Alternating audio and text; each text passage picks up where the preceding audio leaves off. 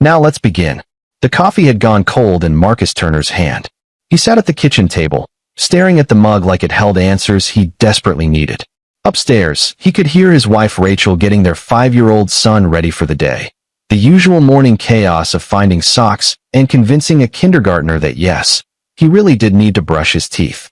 Marcus was 32, a civil litigation attorney at a mid-sized firm downtown. He'd built his career on reading people, on catching the small inconsistencies in testimony that unraveled entire cases.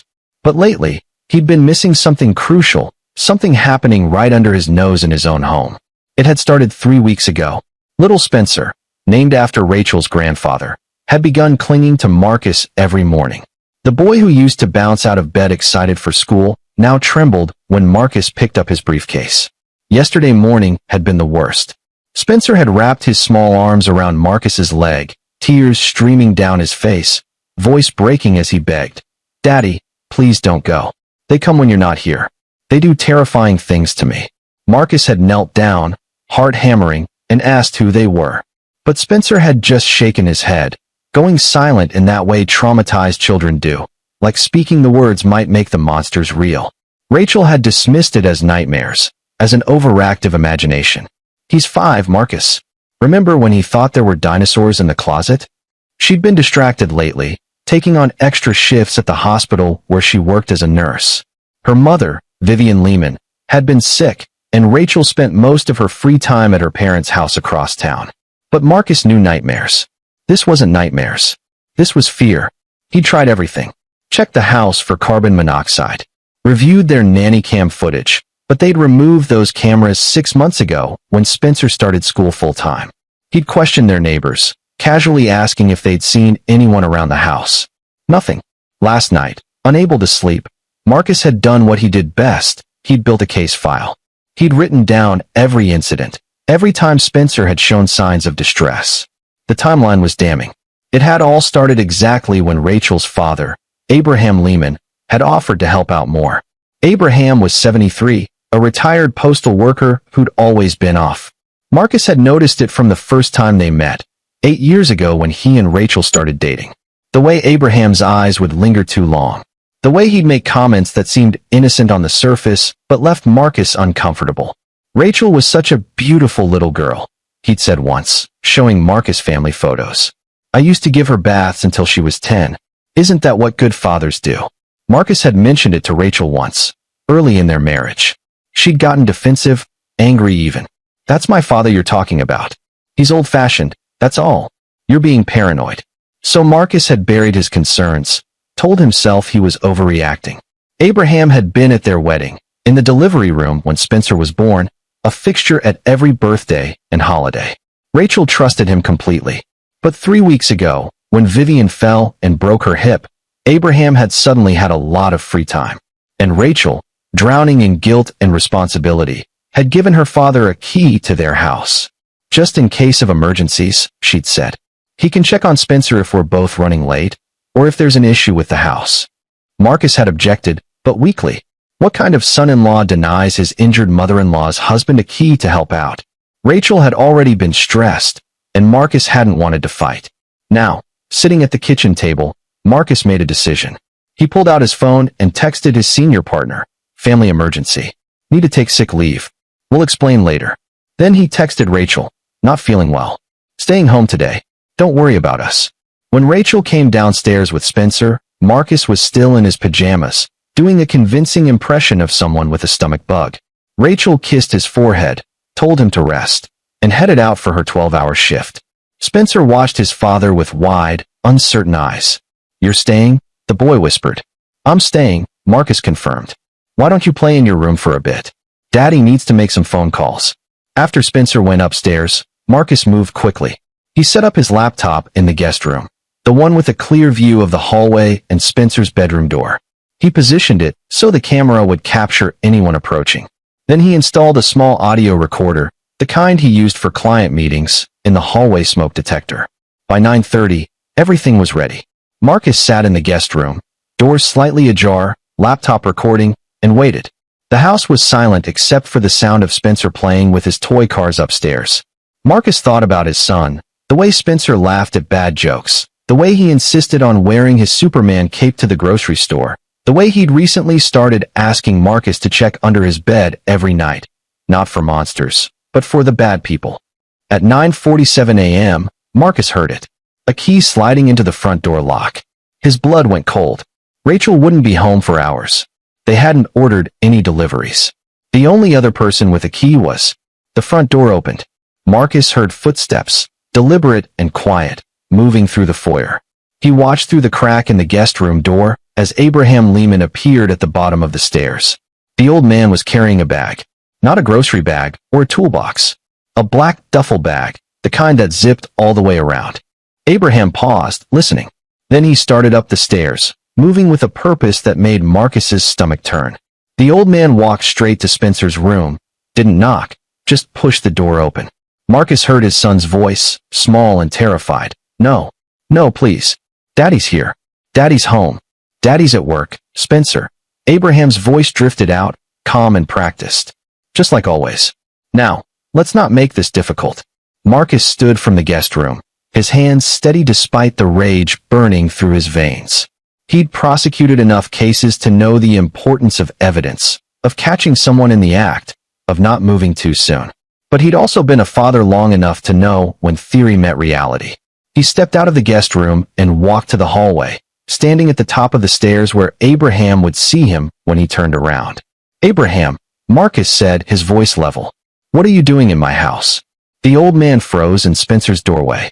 He turned slowly, and Marcus saw it. The flash of panic, the quick calculation, the shift from predator to prey. Abraham's hand was still on the duffel bag. Marcus, I thought. Rachel said you'd be at work. I'm sure she did. Marcus took a step forward. Step away from my son's room. Abraham's face went through several expressions. Surprise, fear, then something uglier. Defiance. This is a misunderstanding. I came to check on the boy. Rachel asked me to. She didn't. Marcus pulled out his phone, held it up. I've been recording since you walked in. Every word. Every step. The color drained from Abraham's face. Spencer, Marcus called, not taking his eyes off Abraham. Come here, son. The boy appeared in the doorway, and Marcus saw it all. The fear, the shame, the relief that someone finally believed him. Spencer ran past Abraham and wrapped himself around Marcus's legs, just like he did every morning. Daddy, Spencer sobbed. He brings the camera. He makes me. Shoo. Marcus said gently, running his hand through his son's hair. I know. It's okay. You're safe now. Go to your room and lock the door. Don't come out until I say. Spencer ran, and Marcus heard the click of the lock. Abraham had regained some composure. You're making a mistake, Marcus. Whatever that boy told you, he's confused. Children have such vivid imaginations. If you make accusations. I'm not making accusations, Marcus interrupted. I'm stating facts. You used a key you weren't authorized to have. You entered my home without permission. You went to my son's room with. He nodded at the bag. What's in the bag, Abraham? Nothing. Toys. I brought him toys. Then you won't mind if I look. Abraham's hand tightened on the bag. I think I should leave. I think you should stay right where you are. Marcus pulled out his phone again and dialed 911. Abraham lunged for the stairs, but Marcus was 32 and Abraham was 73. Marcus didn't even have to touch him, just stepped into his path, and the old man stumbled backward. 911, what's your emergency? My name is Marcus Turner. I have an intruder in my home who is attempting to access my minor child's bedroom. I'm detaining him until police arrive. Abraham's face went from red to purple. Intruder? I'm your wife's father. With a key you're about to lose, Marcus said calmly. He gave the dispatcher his address, then hung up. The next 10 minutes were the longest of Marcus's life. Abraham tried everything. Threats, bargaining, playing the victim. Rachel will never forgive you for this. I'm an old man with a sick wife. You're destroying your family over nothing. But Marcus had spent years in courtrooms. He knew how abusers operated, how they manipulated and minimized. He stood there, blocking the stairs, and said nothing. When the police arrived, Marcus handed over his phone with the audio recording. He explained calmly, professionally, exactly what he'd witnessed. 2 officers took Abraham outside while a third, a woman named Officer Dolores Kramer, spoke with Spencer.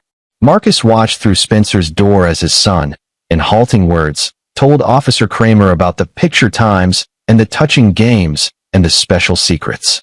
By the time Rachel arrived home 2 hours later, called back by the police, Abraham was already at the station being processed. The duffel bag had been opened. Inside, a professional camera, props, and things Marcus couldn't even look at without feeling sick. Rachel stood in their living room, her face ashen, as Officer Kramer explained what they'd found, what Spencer had disclosed. "No," Rachel kept saying. "No, that's not possible. Not my father. There's been a mistake." Marcus watched his wife's world shatter. He felt no satisfaction in being right, only a deep, bone-tired grief for what they'd all lost. But when Rachel turned to him, her eyes full of accusation, "Why didn't you tell me? Why did you do this without talking to me first?" Marcus felt something harden inside him. "I tried to tell you," he said quietly. 8 years ago. Last month. This morning. You didn't want to hear it." Rachel flinched like he'd slapped her. Officer Kramer cleared her throat. "Mrs. Turner, I need you to understand something. Your husband likely saved your son's life today. The materials we found, the testimony Spencer gave us, this wasn't a first offense. Your father is part of a larger network we've been investigating." The room went silent. "What network?" Marcus asked. Officer Kramer looked at him, and Marcus saw the exhaustion in her eyes, the kind that came from seeing too much darkness. "We've been tracking an online group for 6 months. They share content involving children. We couldn't identify most of the victims or perpetrators. The footage was always cropped, disguised. But one of our techs recognized a wallpaper pattern. It matched a house we'd investigated 3 years ago, a house owned by your wife's uncle, Stanley Lehman." Rachel made a sound like a wounded animal.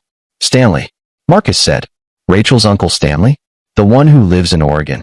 Used to live in Oregon. He moved to a town about 40 minutes from here 2 years ago." Officer Kramer pulled out a folder. "We have reason to believe Abraham and Stanley have been collaborating with others. This is much bigger than one man and one child." Marcus felt the world tilt. "How many? We're still investigating. But based on what we've uncovered so far, at least 7 children over the past decade." Rachel sat down hard on the couch, her face gray. "My father. My uncle. All this time." Officer Kramer's expression softened.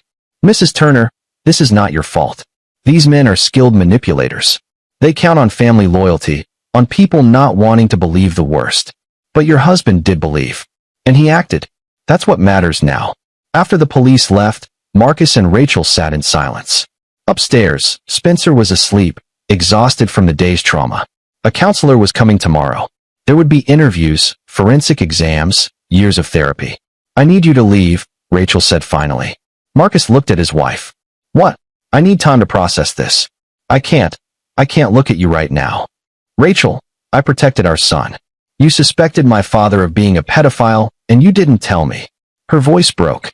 "You let me send Spencer alone with him. You let me trust him. I didn't know for certain until today. And every time I raised concerns, you shut me down. Because you never said what you actually thought. You just made vague comments about him being off. If you told me, you wouldn't have believed me. You just said that. You still don't want to believe it." Rachel stood up, trembling. "Get out. I mean it. Go stay somewhere else. I need to breathe." Marcus could have fought, could have argued that this was his house too, that he'd done nothing wrong. But he saw the grief and shock and rage in his wife's eyes, and he understood that she needed to blame someone, and it couldn't be her father, not yet, so it would have to be him. He went upstairs, packed a bag, and kissed Spencer's sleeping forehead. "I'll be back soon," he whispered. "I promise." As he drove to a hotel downtown, Marcus's phone buzzed. A text from an unknown number.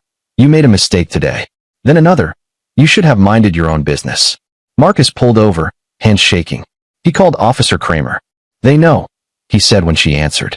"Someone knows what happened today, and they're threatening me." There was a pause on the other end. "Mr. Turner, I need you to listen carefully. The network we're investigating, they're organized. They protect each other. If they think you're a threat to their operation, what are you saying?" "I'm saying you need to be careful. Very careful. This isn't over." Marcus sat in his car in a hotel parking lot, his phone full of threats, his son traumatized, his wife unable to look at him, and he realized that catching Abraham had been just the beginning.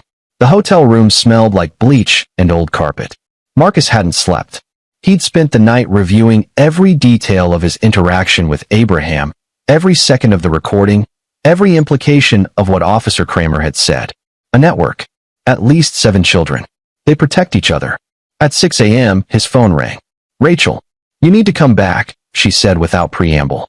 "Spencer won't stop crying. He thinks you left because of him." Marcus was in his car within minutes. When he walked through the front door, Spencer launched himself into Marcus's arms with such force they both nearly fell. "You came back," Spencer sobbed. "You came back." "I will always come back," Marcus promised, meeting Rachel's eyes over their son's head. "Always." Rachel looked like she'd aged a decade overnight. "We need to talk. After Spencer goes to school." "He's going to school?" The counselor said routine is important. "And we got a child advocate. Her name is Teresa Gregory. She's coming at 9 to talk to all of us." The morning was a blur of preparation. Spencer clung to Marcus like a barnacle, wouldn't even let him go to the bathroom alone. When they finally got the boy on the school bus, with a teacher who'd been briefed by the principal, Marcus and Rachel stood on the lawn and watched it drive away. "I'm sorry," Rachel said quietly. "For last night. For everything. You were in shock. I was a coward." She turned to him, eyes red-rimmed. "My mother called this morning. From the hospital. They told her about my father's arrest. She's denying everything. Says you set him up, that you've always hated him, that you probably planted evidence." Marcus felt something cold settle in his chest. "Do you believe that?" "No. But Marcus, I need you to understand. My whole family is going to come at us. My mother, my aunts, my cousins. They're already circling the wagons. They're going to try to destroy you. Us. Let them try. You don't know them. The Lehmans, we protect our own. Even when we shouldn't." At 9 o'clock, Teresa Gregory arrived. She was in her 50s, with kind eyes and a no-nonsense demeanor that immediately put Marcus at ease. She explained the process, the forensic interview Spencer would need to do, the medical exam, the likelihood of a trial. "I need you both to be prepared," Teresa said. "This is going to get worse before it gets better. Abraham's attorney will try to discredit Spencer, to make him seem confused or coached. They'll paint Marcus as a vindictive son-in-law with a grudge. And if there really is a network involved, they'll have resources we can't even imagine." "What kind of resources?" Marcus asked. Teresa exchanged a look with Rachel. "Money. Political connections. People in positions of power who have a vested interest in keeping this quiet." Marcus felt something click into place. "The threats I got last night. They weren't random." "No," Teresa agreed. "They weren't. Which is why I'm going to suggest something that might sound extreme. I think you should hire private security. And I think you should start documenting everything. Every interaction with the Lehman family, every threat, every attempt at contact." Over the next week, Marcus did exactly that. He hired Luther Bass, a former FBI agent who now ran a small private investigation firm. Luther installed cameras around their house, gave them new phones with encrypted messaging, and ran background checks on every member of the Lehman family. What he found was disturbing. Stanley Lehman, the uncle in Oregon, or rather, 40 minutes away, had been fired from 3 different schools over a 30-year career. Always for inappropriate behavior with students. Never charged. Always settled quietly with NDAs and severance packages. Abraham's brother, Jonathan Lehman, had been a youth pastor at a megachurch in the 90s. The church had shut down suddenly in 2002, and Jonathan had moved to Florida. When Luther dug deeper, he found sealed court records and at least 4 families who'd signed settlements. Even Rachel's mother, Vivian, had a history. She'd been a school nurse, and there were complaints from parents, children coming home with strange marks, stories that didn't add up. Nothing proven, but enough smoke to suggest fire. "It's generational," Luther told Marcus and Rachel as they sat in their living room, reviewing his findings. "This kind of organized abuse, it gets passed down. Parents groom their children to accept it as normal, and those children grow up to either become abusers themselves or enablers." Rachel had gone pale. "Are you saying my whole family?" "I'm saying there's a pattern, and patterns don't lie." That night, after Rachel went to bed, Marcus sat in his study and made a list, not just of potential suspects, but of victims. If there had been 7 children over 10 years and multiple abusers, then the math was simple. There had to be more. He started with Spencer's school. How many other children had Abraham had access to? Rachel's mother had taught him about volunteer opportunities, Abraham had been a regular helper at the school library, had run a photography club for kids interested in nature photography. Marcus felt sick. He pulled up the school directory and started making notes. Then he expanded his search. Abraham's church, his bowling league, the community center where he played chess. Everywhere Marcus looked, Abraham had positioned himself around children. By 2 a.m., Marcus had a map on his wall with photographs, timelines, and connections. He'd identified at least 15 children who'd had regular contact with Abraham over the past 5 years. He was so focused he didn't hear Rachel come in until she spoke. "What is this?" Marcus turned. His wife stood in the doorway, staring at the wall of evidence. "I'm building a case," Marcus said simply. "The police are building a case. The police are overwhelmed.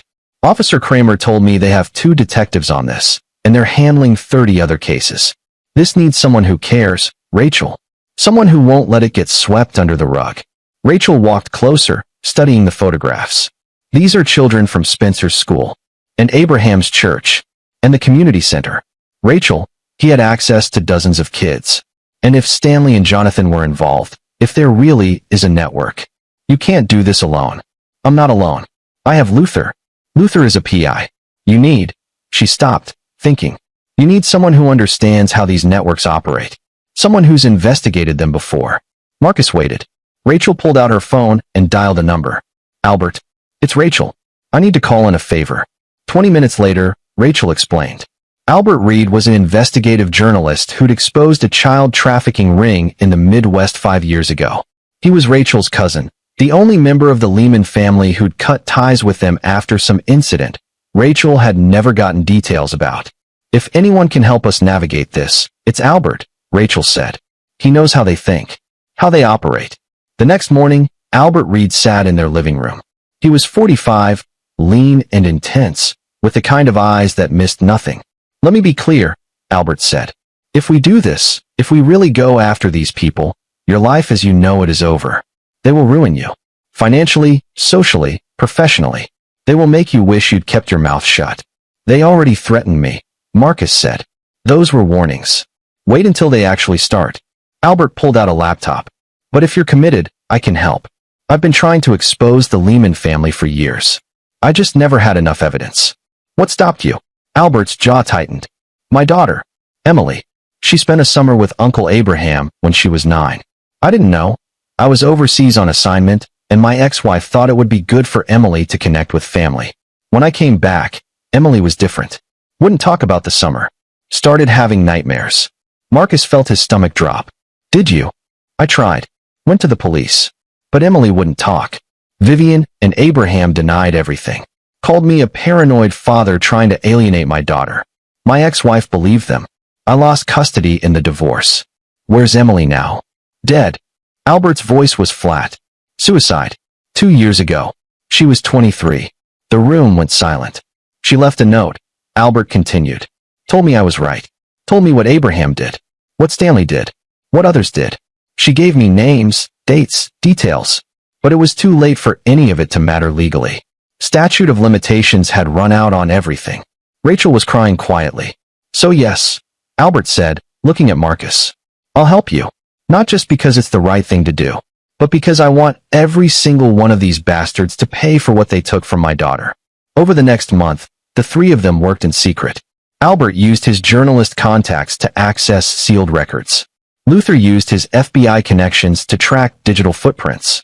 And Marcus, using his legal training, started building an airtight case that would stand up in court. What they uncovered was worse than any of them had imagined. The network wasn't just local. It was interstate, with members in 7 states. They used encrypted messaging apps, dead drops, and a rotating schedule of meetups where they'd share victims. The whole operation was coordinated by someone they only referred to as the Shepherd. "It's a religious reference," Albert explained. "These groups often use biblical language to justify what they do. The shepherd tends his flock." "It's sick. Do we know who the shepherd is?" Marcus asked. "Not yet, but we're close." Then, 6 weeks after Abraham's arrest, everything changed. Marcus got a call from Officer Kramer. "You need to sit down for this." "What happened?" "Abraham made bail. Some anonymous donor posted the 500,000. He's out." Marcus felt the blood drain from his face. That's not possible, the judge said. The judge was overruled by someone higher up. Marcus, I don't know who these people know, but they've got serious pull. Marcus hung up and immediately called Rachel. We need to leave. Now. Take Spencer and go somewhere safe. Marcus, what? Abraham's out on bail. I'm coming to get you. But when Marcus pulled into their driveway, there was already a car parked there. Abraham's car. Marcus ran inside to find Abraham sitting in his living room, drinking coffee, with Rachel standing in the corner looking terrified. Get out of my house, Marcus said. Abraham smiled. It was the smile of a man who knew he had all the power. Actually, this is partly my daughter's house. I'm here as her invited guest. I didn't invite you, Rachel said shakily. Your mother did. She called Rachel and insisted I come talk to you both. Clear up this misunderstanding. There's no misunderstanding, Marcus said. You're a child molester, and you're going to prison. Abraham's smile didn't waver. Am I? Because my attorney seems to think otherwise. Apparently, there are some issues with your evidence. The recording you made, it might not be admissible. You didn't have my consent to record me. Marcus felt cold. He'd been so focused on catching Abraham, he hadn't considered the legal technicalities.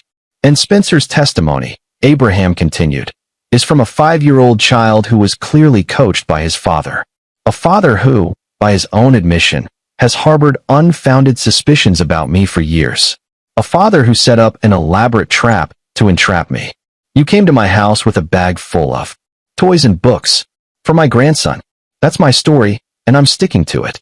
And without that recording, without Spencer's coached testimony, what do you have? The word of a paranoid attorney with control issues. Marcus lunged forward, but Rachel grabbed his arm. Abraham stood, straightened his jacket. Here's what's going to happen. You're going to drop these ridiculous charges. You're going to apologize to my family for the pain and embarrassment you've caused. And we're all going to move forward like civilized people. And if I don't, Abraham's smile turned cold. Then you'll lose everything. Your career, your reputation, your marriage, your son. He looked at Rachel. I've already spoken to some excellent family attorneys. They assure me that a grandmother with custody concerns, especially one whose son-in-law has proven to be unstable and paranoid, has a very strong case for visitation rights.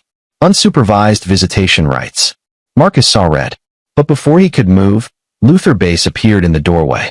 I'd leave now if I were you, Mr. Lehman, Luther said calmly. Abraham looked at the PI, clearly assessing whether he was a threat. This isn't over. No, Marcus said quietly. It's not. After Abraham left, Marcus turned to Rachel. Did you know he was coming? My mother called. Said he wanted to talk. I told her no, but she gave him our address anyway. I didn't think he'd actually come. Marcus pulled out his phone and called Albert. We need to accelerate the timeline. Abraham's making moves. Then so should we, Albert replied. I found something. About the shepherd. Who is it? There was a pause. You're not going to believe this. That evening, Albert came to the house with a folder full of documents. He spread them on the dining room table, bank records, property deeds, incorporation papers. The shepherd, Albert said, is not a who. It's a what? Specifically, a trust. The Lehman Family Trust, established in 1987 by Abraham's father. Marcus scanned the documents. A trust can't run a criminal network. No, but it can fund one. And it can be controlled by trustees. Want to guess who the current trustees are? Rachel looked at the papers and went white.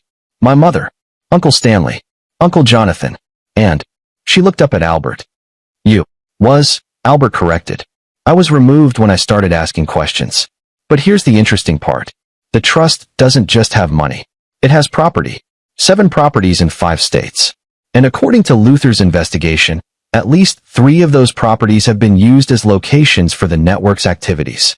How do you know? Marcus asked. Luther pulled up footage on his laptop. I've been surveilling the property closest to here. It's a farmhouse about an hour north. Registered to the trust, supposedly vacant.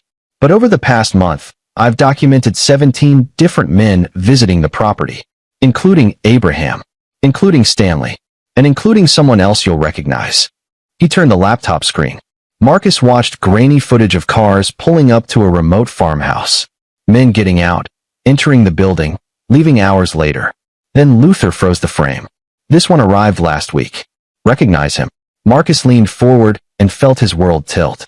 The man in the footage was Judge Carl Saunders. The same judge who'd presided over Abraham's bail hearing. The same judge who'd ordered Abraham released despite the severity of the charges. "Oh my God," Rachel whispered. "It gets worse," Albert said. "I've identified 12 men who visited that property in the past 6 months. 4 are in law enforcement. 3 are judges. 2 are prosecutors. 1 is a state senator." Marcus sat back, the implications washing over him. "We can't go through official channels." "No," Albert agreed. "We can't. Anyone we report this to might be part of the network, or might know someone who is. We'd be putting a target on our backs and giving them time to destroy evidence. So what do we do?" Luther and Albert exchanged a look. "We do what they'd never expect," Luther said. "We go public. Bypass the system entirely and expose all of it at once. Names, evidence, everything." "They'll bury us," Rachel said. "They'll try," Albert replied. "But I have media contacts. National media. People who can't be bought or intimidated. If we give them a story this big, with this much evidence, they'll run it. And once it's out there, it can't be unseen." Marcus thought about Spencer, about Emily, about the 7 children they knew about and the countless others they didn't. He thought about Abraham's smug face, about the judge on the farmhouse footage, about the entire system built to protect monsters. "How long do we have to prepare?" Marcus asked. 2 weeks, Albert said. "I can have everything ready in 2 weeks. But Marcus, you need to understand. Once we do this, there's no going back. These people will come after you with everything they have." Marcus looked at Rachel. She met his eyes and nodded. 2 weeks, Marcus said. "Let's burn it all down." The next 2 weeks were the most intense of Marcus's life. By day, he maintained his normal routine, went to work, picked up Spencer from school, had awkward dinners with Rachel while they pretended everything was fine. By night, he met with Albert and Luther, building an evidence file that would be impossible to ignore. They called it Operation Daylight. The plan was simple: compile everything they had, documents, surveillance footage, testimonies from victims Albert had tracked down over the years, financial records showing how the trust funded the network, and release it all simultaneously to 3 major news outlets and the FBI's Internal Affairs Division. "The key is redundancy," Albert explained. "If we give it to one outlet, they might get pressured to kill the story. But if we give it to 3, plus internal affairs, someone will run with it." Marcus worked on the legal documentation, ensuring every piece of evidence was properly annotated and sourced. Luther handled the surveillance, gathering more footage from the farmhouse and identifying additional members of the network. And Albert worked his media contacts, preparing them for the biggest story of the year. But on day 9, something went wrong. Marcus came home to find his house ransacked. Furniture overturned, cushions slashed, belongings scattered everywhere. But nothing stolen. This wasn't a burglary. This was a message. Rachel and Spencer hadn't been home. They were at therapy, which Marcus now realized was the only reason they were safe. He called Luther immediately. "They're looking for the evidence," Luther said. "They know we're building something." "How?" "Could be anything. Someone saw us surveilling. Someone heard something." Or Luther paused. "Marcus, where's your laptop?" "The one with the case files." Marcus looked around the destroyed study. "I keep it locked in the safe. I've been carrying the key." But when he opened the safe, the laptop was gone. "They have it," Marcus said, feeling sick. "They have everything." "Not everything," Luther said. "I kept backups. Cloud storage, encrypted. They got one copy, but we have others. That's not the point. They know we know. They're going to accelerate whatever they're planning." That night, Marcus didn't sleep. He sat in Spencer's room, watching his son sleep, and thought about what failure would mean. Abraham back in their lives. The network continuing. More children hurt. The next morning, he got a call from an unknown number. "Mr. Turner, my name is Guy O'Donnell. I represent the Lehman Family Trust." Marcus's blood went cold. "How did you get this number?" "We need to meet. Today. I have a proposition that I think you'll find very reasonable. I'm not interested in anything you have to say. Not even if it means protecting your son? Mr. Turner, you're fighting a battle you cannot win. But you can walk away. Spencer can have a normal life. Rachel can have her family back. All you have to do is stop this crusade of yours. Go to hell. I'll be at the Starbucks on 5th and Main at 2 p.m. If you're not there, we proceed with alternative measures. And trust me, you won't like those measures." The line went dead. Marcus called an emergency meeting. Luther, Albert, and Rachel gathered at Luther's office. "It's a trap," Luther said immediately. Obviously, Marcus agreed. But what kind of trap? Albert was already pulling up information on Guy O'Donnell. He's a fixer. Works for wealthy families who need problems to disappear. He's connected to at least 3 cases of witness intimidation that I know of. So they're going to try to buy me off or threaten me, Marcus said. Or kill you, Luther added bluntly. If they're desperate enough. Rachel grabbed Marcus's hand. You can't go. If I don't, they'll come after us another way. At least this way, we control the meeting. You don't control anything, Luther said. These people have all the power, Marcus. They have money, connections, law enforcement in their pocket. What do you have? Marcus thought about it. What did he have? Not power. Not connections. Not money. But he had something they didn't. He had the truth. And he had people who cared about that truth enough to fight for it. I have you, Marcus said to Luther. And Albert. And every victim who's been brave enough to come forward. They can't kill all of us. They can try, Albert said grimly. At 1:30 p.m., Marcus walked into the Starbucks on 5th and Main. Luther was already there, sitting at a corner table with a laptop, recording everything. Albert was outside in a car with a police scanner and a direct line to Officer Kramer, the one cop they felt they could still trust. Guy O'Donnell was easy to spot. Expensive suit, shark's eyes, the kind of man who'd sold his soul so long ago he'd forgotten he ever had one. Mr. Turner, O'Donnell said, gesturing to the seat across from him. Thank you for coming. Say what you have to say. O'Donnell slid an envelope across the table. Inside is a check for $2 million. Also a contract. You sign it. You agree to drop all accusations against Abraham Lehman and any other members of the Lehman family. You agree to never speak publicly about any of this. In return, you get the money, and we guarantee that Spencer will never have any contact with Abraham again. Marcus didn't touch the envelope. And if I don't sign, then we proceed with Plan B. You lose your job. We have friends at your firm who'll find cause to terminate you. You lose custody of Spencer. We have a judge who owes us a favor and a psychologist who'll testify that you suffer from paranoid delusions. And you possibly lose your freedom. We have evidence that you broke into Abraham's house and planted evidence. Wire fraud, trespassing, evidence tampering. That's 10 years minimum. Marcus felt rage building, but he kept his voice level. None of that is true. Doesn't matter. We have lawyers who can make it look true. And by the time it's sorted out, if it ever gets sorted out, Spencer will be 18 and your life will be over. Marcus leaned back. You're assuming I care more about myself than about stopping you. Everyone has a breaking point, Mr. Turner. Even self-righteous heroes.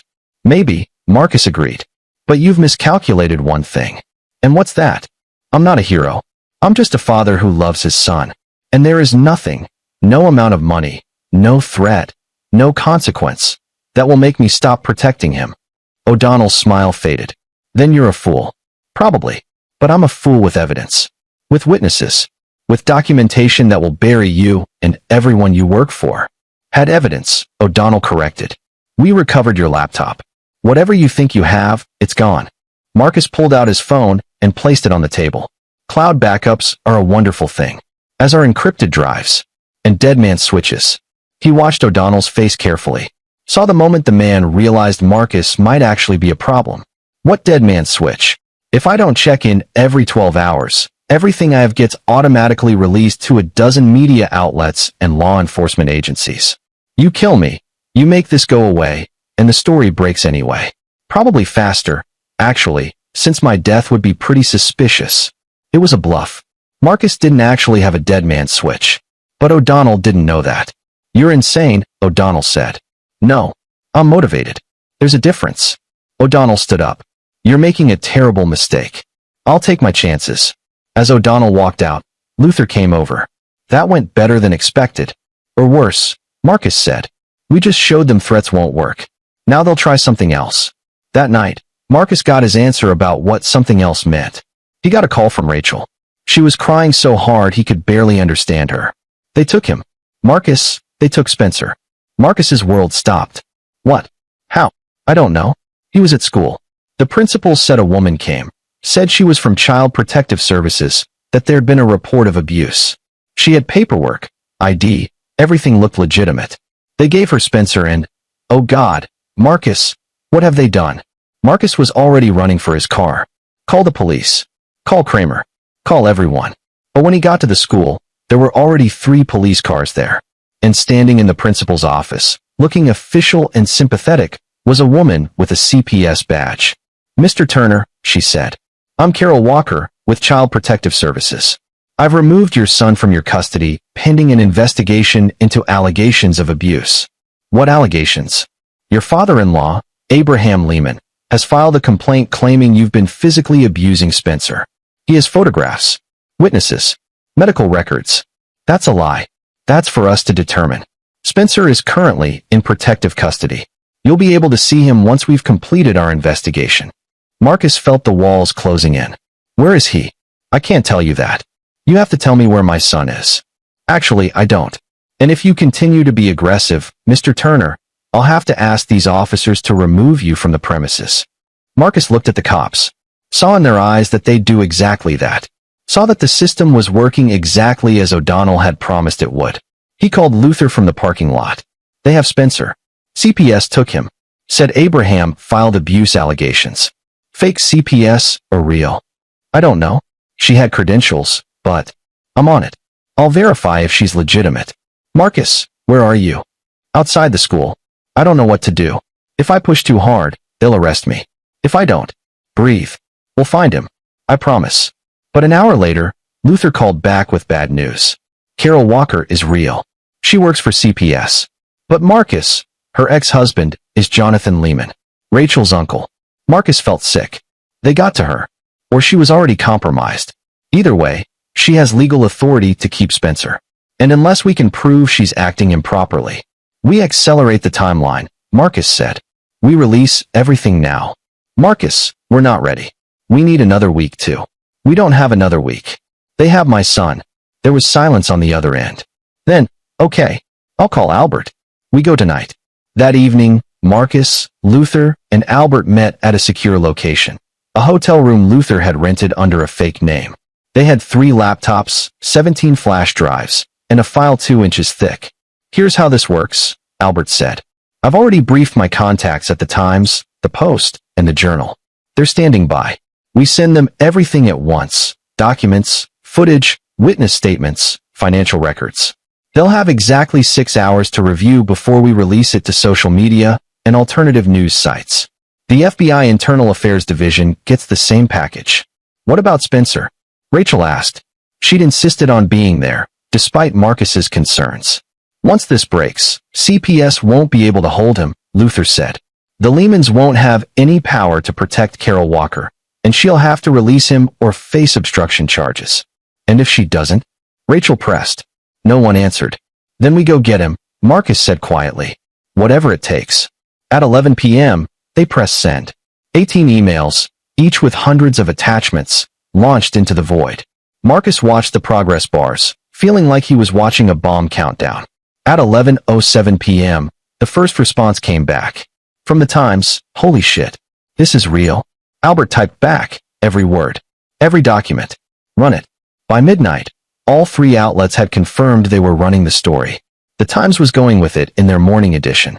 The Post was posting online immediately. The Journal was coordinating with their investigative team. And then, at 12:34 a.m., something neither Marcus nor Albert had anticipated happened. The story went viral. Someone at the Post had posted a tweet. "Breaking, multi-state child abuse network exposed. Dozens of prominent figures implicated. Full story coming." It got retweeted 10,000 times in 30 minutes. Marcus's phone started ringing. Media requests. Lawyers. People claiming to be victims or to know victims. It was chaos. And then, at 1:15 a.m., Marcus got a call from a number he recognized. "Officer Kramer. Marcus, you need to get somewhere safe. Now." "Why? What's happening?" "The FBI just raided the farmhouse. 7 arrests so far, including Judge Saunders. But Abraham and Stanley are in the wind. And Marcus, Spencer's not at the CPS facility." Marcus felt his heart stop. "What do you mean he's not there?" "Carol Walker moved him. We don't know where. We have people looking, but, Marcus, I think Abraham took him." The phone slipped from Marcus's hand. Rachel caught it, listened for a moment, then went white. "No," she whispered. "No, no, no." Luther was already on his laptop, pulling up tracking software. Does Spencer have his phone? They took it when CPS picked him up, Marcus said. What about his smartwatch? The one you got him for his birthday. Marcus's eyes widened. It has GPS. Oh my God, it has GPS. Luther's fingers flew across the keyboard. If it's still charged, if they didn't find it, got it. He's moving. Heading north on Route 9. That's toward the farmhouse, Albert said. They're running, Luther said. Probably heading for Canada. If they cross the border. Marcus didn't wait to hear the rest. He grabbed his keys and ran. Marcus, Rachel called after him. You can't do this alone. Watch me. He was in his car, engine roaring to life. GPS pulled up on his phone showing Spencer's location as a moving blue dot. Behind him, he heard another engine start. Luther's car. The drive was a blur. Marcus pushed his car to speeds he'd never attempted, weaving through late-night traffic, running red lights, focused only on that blue dot that represented his son. Luther's voice came through his phone on speaker. Marcus, the FBI is en route. They can intercept. Not fast enough. If you confront Abraham yourself, he could hurt Spencer. He won't get the chance. The blue dot stopped moving. Marcus saw it was at a rest stop, one of those small, dingy ones on rural highways that nobody used anymore.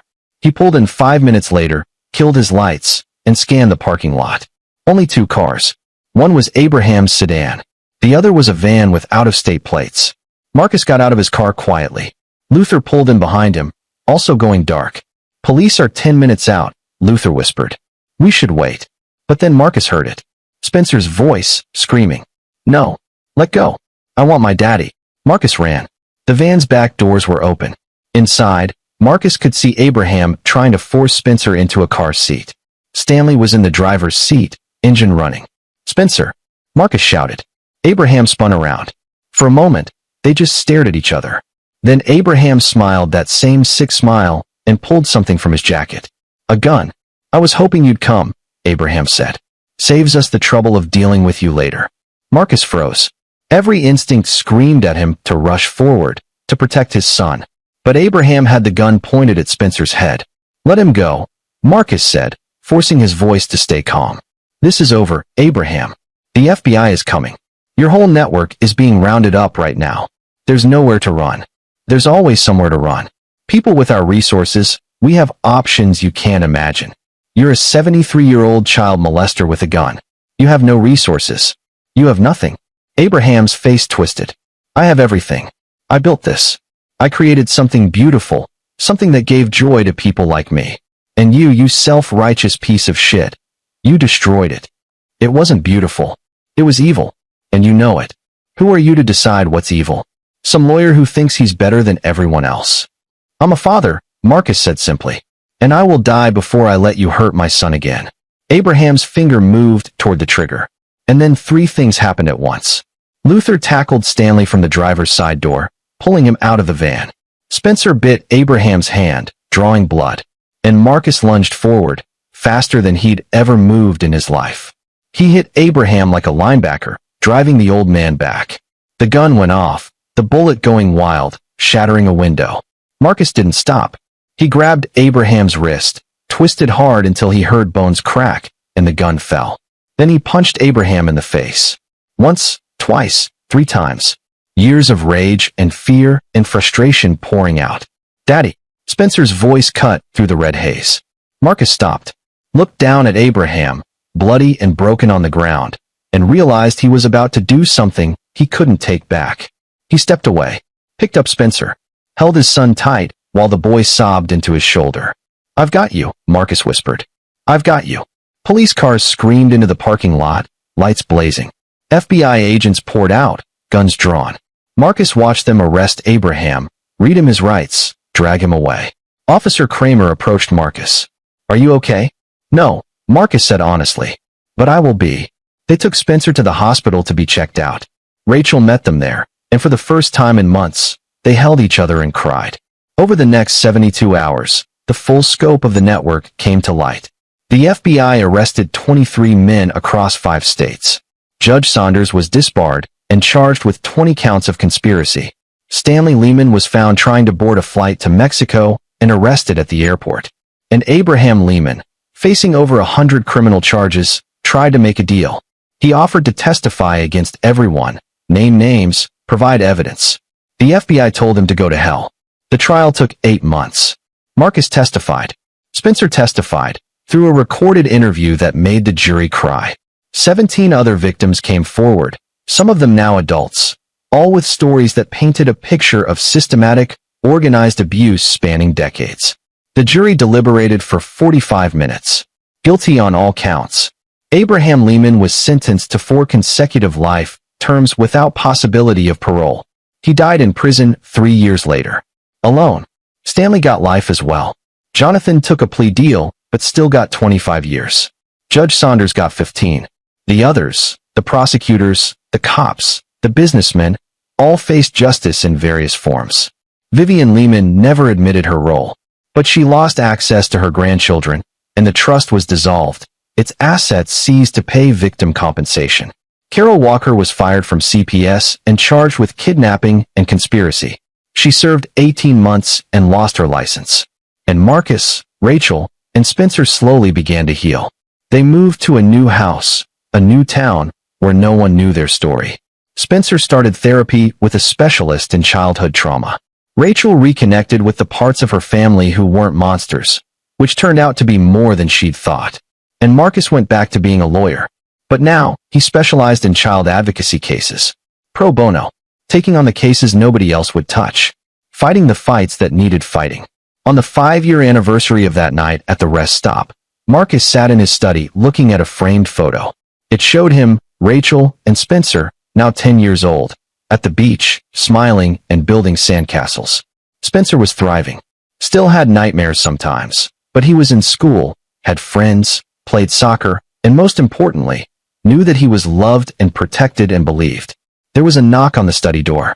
Spencer poked his head in. "Dad, can we play catch?" Marcus smiled. "Always." As they walked outside together, Spencer's hand in his, Marcus thought about everything they'd survived, about the darkness they'd faced and the light they'd found on the other side. And he thought about what Albert had told him right before the trial started. Evil wins when good people do nothing. You did something. You saved your son. You saved 17 other children. You broke a network that had been operating for 40 years. That matters. It did matter. It would always matter. Spencer tossed him the ball, and Marcus caught it. And for a moment, everything was perfect. They'd won. Not just in court, but in every way that counted. And every night when Marcus tucked Spencer into bed, when his son smiled and said, "Good night, Dad. Love you," Marcus knew that no amount of money, no threat, no system of power would ever take that away again. Because some things were worth fighting for. And family, real family, the kind built on love and trust and protection, was worth everything. This is where our story comes to an end. Share your thoughts in the comments section. Thanks for your time. If you enjoy this story, please subscribe to this channel. Click on the video you see on the screen, and I will see you there.